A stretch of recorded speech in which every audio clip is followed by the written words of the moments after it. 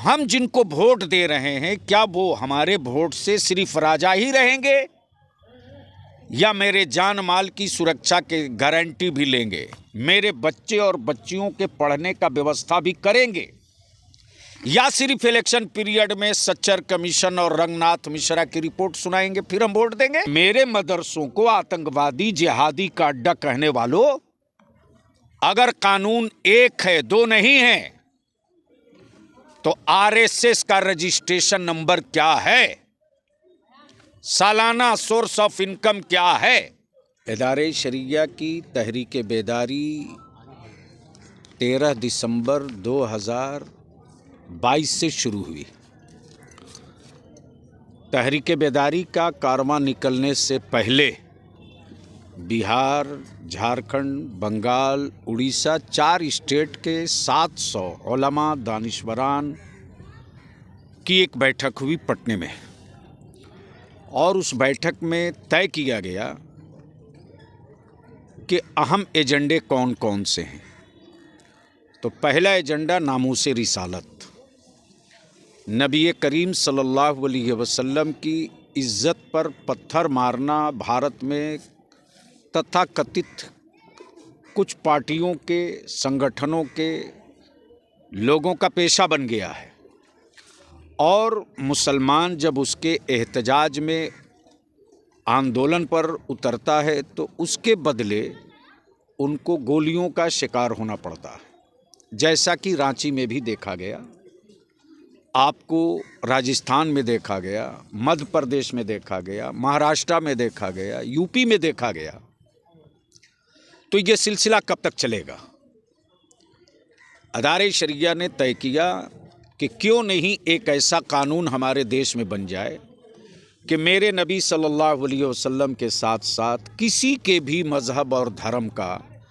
कोई वह व्यक्ति जो अक़ीदत का मरकज़ हो, उनके धर्म के हिसाब से किसी के धार्मिक भावना को कोई न भड़कावे,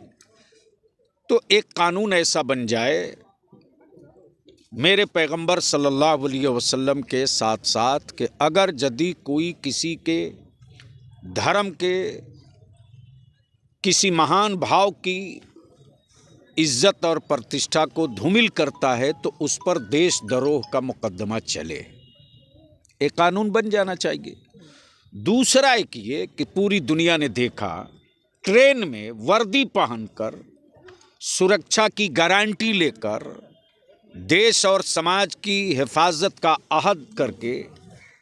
पुलिस वाला ट्रेन में टोपी दाढ़ी देकर गोली से शूट करते रहा। एक लफ्ज, एक शब्द किसी सेकुलर पार्टी के लीडर के मुंह से आवाज नहीं निकली।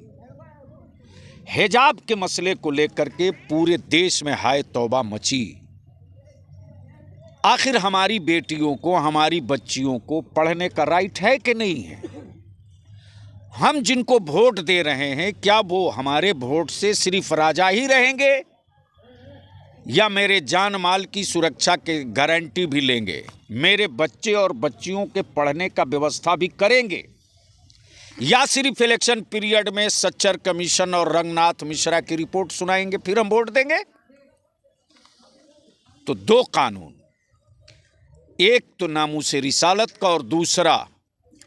देश में बढ़ती हुई मॉब लिंचिंग,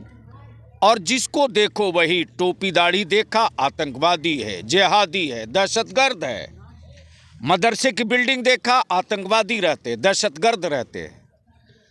मैंने पूछा था, आज भी पूछ रहा हूं कि मेरे मदरसों को आतंकवादी जिहादी का अड्डा कहने वालों, अगर कानून एक है दो नहीं है तो आरएसएस का रजिस्ट्रेशन नंबर क्या है, सालाना सोर्स ऑफ इनकम क्या है, सालाना उसका टर्नओवर क्या है, बताना चाहिए। हम अपने मदरसों की पाई पाई का हिसाब देते, हम अपनी मस्जिदों में किसी चोरी का बिजली नहीं जलाते, फिर भी ये इल्जाम। तो इस मुद्दे का हल ये है कि जिस तरह दलित भाइयों के बीच भरोसा और एतमाद पैदा करने के लिए दलित एक्ट बना है किसी की हिम्मत जो किसी दलित भाई को गाली दे दे, उसकी जात और उसके धर्म का नाम लेकर के उसकी जमीन पर कब्जा करके दिखावे, उन पर हाथ डाल के दिखावे। लेकिन यह भी दुनिया ने देखा, दो आंख से भारत में लोग देख रहे हैं। एक दलित भाई के बेटे के मुंह पर मध्य प्रदेश में किसी समाज दुश्मन व्यक्ति ने पेशाब किया, पूरे देश के लोग खड़ा हो गए, हर पार्टी खड़ी हो गई, हर संगठन खड़ा हो गया। लेकिन हमारे बच्चों को बगैर किसी प्रूफ के, बगैर किसी सबूत के, देश के बहुसंख्यक भाइयों के बीच में मुसलमानों के बच्चों के प्रति नफरत पैदा करने के लिए टोपी, दाढ़ी, पगड़ी, इमामा, जुब्बा देकर आतंकवादी कह के उठा लिया जाता है, ट्रेन में मॉब लिंचिंग कर दिया जाता है, सड़क पे घेर के मार दिया जाता है। आखिर ये समाज के ये